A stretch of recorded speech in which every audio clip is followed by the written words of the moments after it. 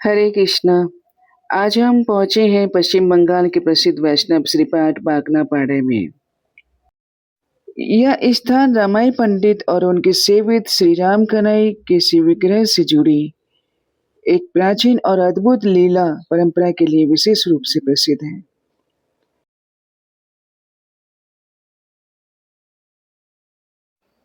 रामाई पंडित का संबंध श्री नित्यानंद प्रभु और श्री जानवा माता से कैसे जुड़ा, इसकी भी एक सुंदर परंपरा मिलती है। कहा जाता है कि श्री गौरांग महाप्रभु के पार्षद श्री वंशीवदन के पुत्र श्री चैतन्य दास की कोई संतान नहीं थी। वे संतान की इच्छा लेकर श्री जानवा माता के पास पहुंचे और उनसे आशीर्वाद मांगा। तब जानवा माता ने उन्हें आशीर्वाद देते हुए कहा, तुम्हारे 2 पुत्र होंगे, लेकिन उनमें से एक पुत्र मुझे दे देना।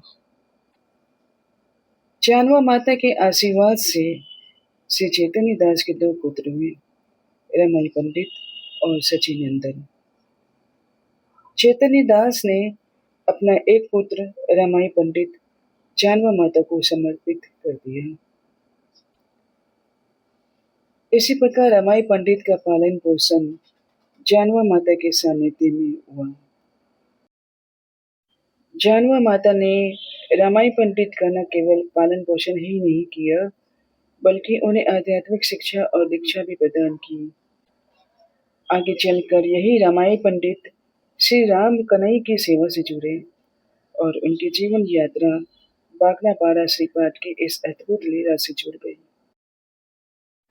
अब आइए जानते हैं कि श्री राम कन्हई के श्री विग्रह रामाई पंडित को किस प्रकार प्राप्त हुए और बागनापाड़ा में उनकी सेवा कैसे प्रारंभ हुई। कहा जाता है कि जब जानवा माता के साथ रमाई पंडित वृंदावन गए, तब उन्होंने विभिन्न पवित्र स्थानों का दर्शन किया। कामी वन में गोपीनाथ के दर्शन के समय रमाई पंडित का मन उस स्थान में लग गया। उनके मन में विचार आया कि वे इस पवित्र भूमि को छोड़कर कहीं नहीं जाएंगे।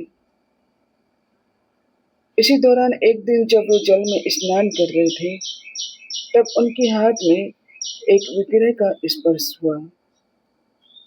उन्होंने उसे उठाकर देखा तो वह श्री राम कन्हई के शिव विग्रह थे।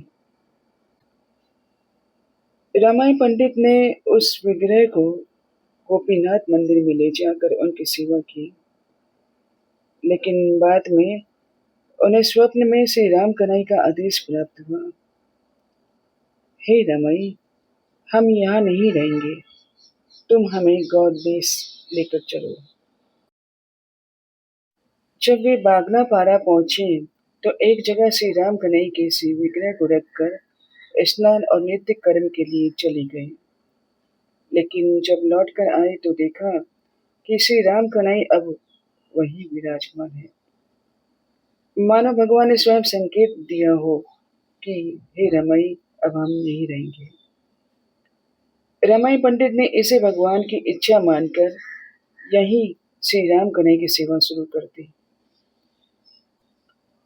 स्थानीय लोगों की मदद से इस जगह की सफाई कराई गई और धीरे धीरे मंदिर की व्यवस्था करके श्री राम कन्हई की नियमित सेवा शुरू हो गई।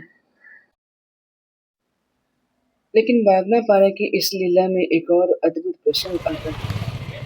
एक दिन वहां अचानक एक बाघ आ गया। उसे देखकर वहां के सेवक सब डर गए।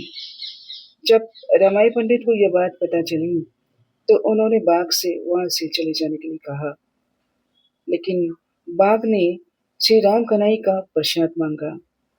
तब रमाई पंडित रोज श्री राम कन्हई को चढ़ाए हुआ भोग का प्रसाद उस बाघ को देने लगे। कुछ समय तक बाघ रोज श्री राम कन्हई का प्रसाद ग्रहण करता रहा। धीरे धीरे उसका स्वभाव शांत होने लगा और एक दिन वह वहां से चला गया। कुछ समय के बाद भगवान महादेव रमाई पंडित को स्वप्न में दर्शन देते हैं। महादेव कहते हैं, हे रमाई, वह बाघ साधारण जीव नहीं था, बल्कि पूर्व जन्म में मेरा ही भक्त था, परंतु उसने वैष्णवों की निंदा की थी, जिसके कारण वैष्णवों ने उसे बाघ योनि का श्राप दे दिया था। उस बाघ ने मुझसे प्रार्थना की, मुझे इस श्राप से मुक्ति कैसे मिलेगी महादेव। तब मैंने उसे बताया, तुम तभी मुक्त हो सकते हो जब तुम किसी महान वैष्णव के भागवत प्रसाद को ग्रहण करोगे। तुम्हारा दिया गया श्री राम कन्हई का प्रसाद ही इसकी मुक्ति का कारण बना। हे रमई, तुम मुझे भी अपने साथ ले चलो और जहाँ तुमने कन्हई बलई को स्थापित किया है वहाँ मुझे भी उनके ठीक बगल में स्थापित कर दो, और जो प्रसाद तुम राम कन्हई को चढ़ाओगे वही प्रसाद तुम मुझे भी चढ़ाना। रमाई पंडित ने महादेव की इस आज्ञा का पालन किया और उन्हें राम कन्हई के बगल में स्थापित कर दिया।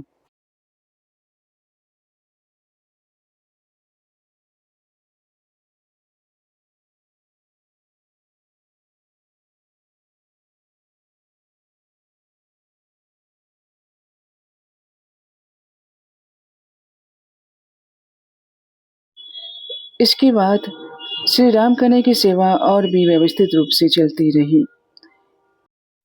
एक समय रमाई पंडित ने श्री राम कन्हई के पास श्रीमती राधा रानी और रेवती ठाकुरानी के विग्रह स्थापित करने की इच्छा प्रकट की। परम जो मैंने बोला था 600 साल पुराना, वहाँ जा सकते हैं।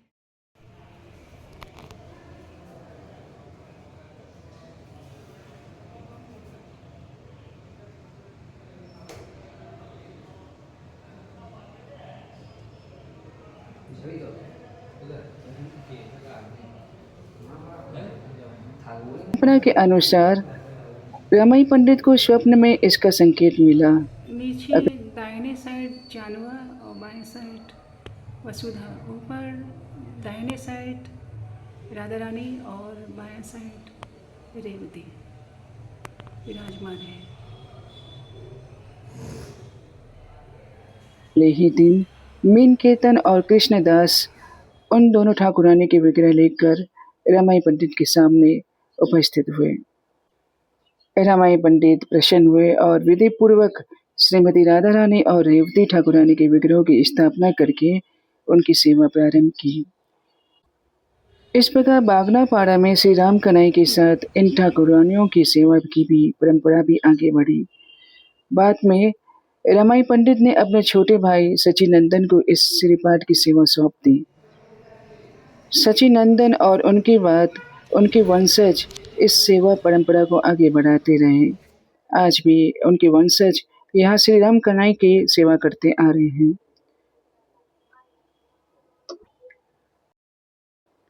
और हाँ, यही बागनापाड़ा में श्री नकुल ब्रह्मचारी का भी श्रीपाठ है।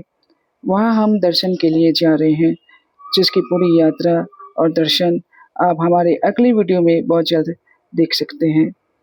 तो आइए इस पावन श्रीपाठ से विदा लेते हैं। श्री राम कन्हई और महादेव के चरणों में कोटि कोटि प्रणाम। हरि बोल।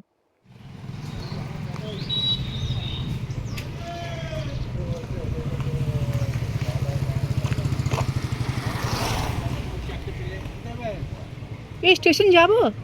हाँ जाबो तो चलो স্টেশন যাবেন তো 2 টাকা লাগবে। हाँ 2 টাকা कुड़ी तो चल।